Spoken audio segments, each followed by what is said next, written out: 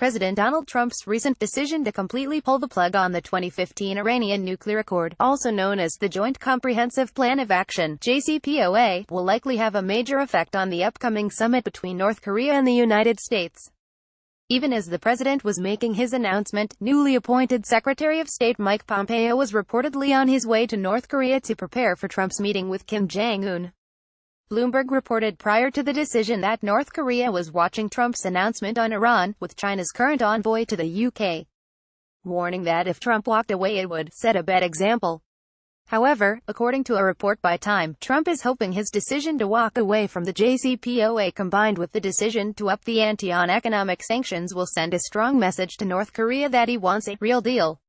However, other notable analysts are not convinced of the efficacy of this strategy.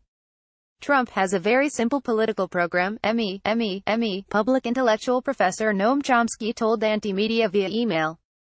It follows that if Obama did something, it has to be overturned by the great Trump. Obama made the deal with Iran, so it has to go, Chomsky added. See you again NPang.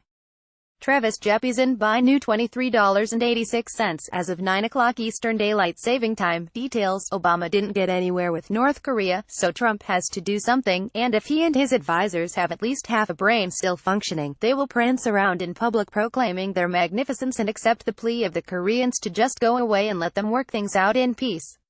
Unsurprisingly, prominent Iranian Americans have also voiced their frustration with Trump's ill-advised decision to abandon the JCPOA, a move they believe sends a very clear message to the North Korean leadership. Trump's reckless decision to withdraw from the Iran deal undermines the United States' national interests, isolates us and further deteriorates our credibility with both allies and foes, executive board member of the National Iranian American Council, NIAC, said Amin told Anti-Media via email, and on that last point, Kim Jong-un would be a fool to believe any promises made by the Trump administration. Today's announcement to withdraw from the nuclear deal has all but rendered America's word as worthless, and sadly the damage will persist even after he's gone. For reference, the NIAC was heavily influential in having the JCPOA implemented in the first place.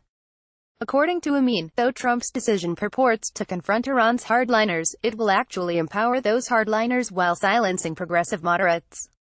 They were hopeful that the nuclear deal would facilitate broader change in Iranian society by empowering moderate forces in their demand for social and economic justice, he said. Trump just slammed that door shut.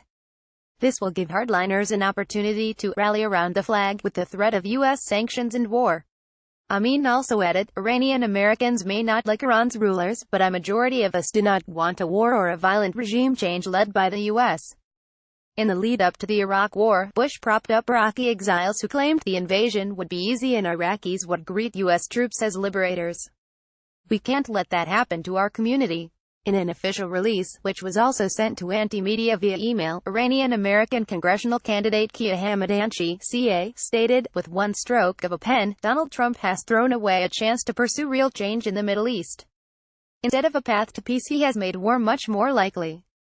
He has empowered hardliners in Iran, and the economic sanctions he has reimposed will do more to hurt everyday working people in Iran than the ruling regime.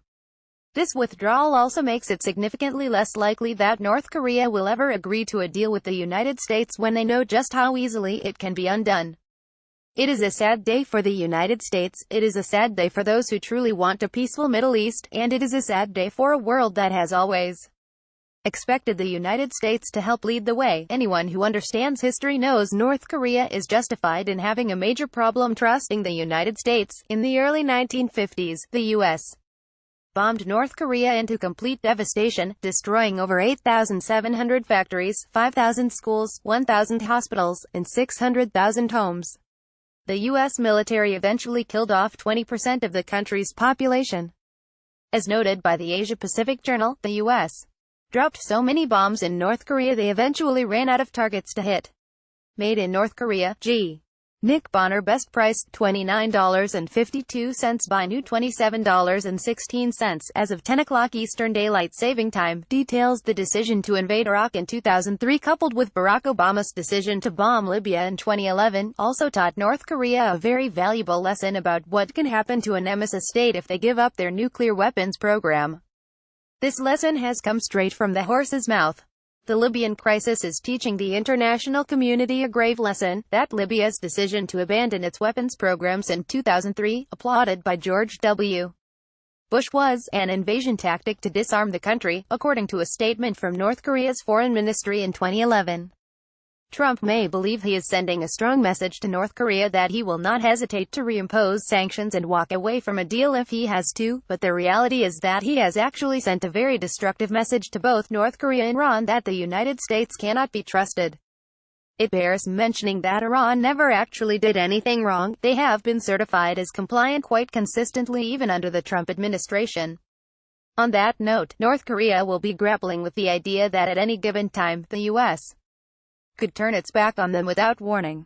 Such decisions only empower these two nations' hardliners, who have warned against cutting a deal with the United States in the first place, and Trump's approach is likely edging the world that much closer to the brink of an eruption of this international powder keg.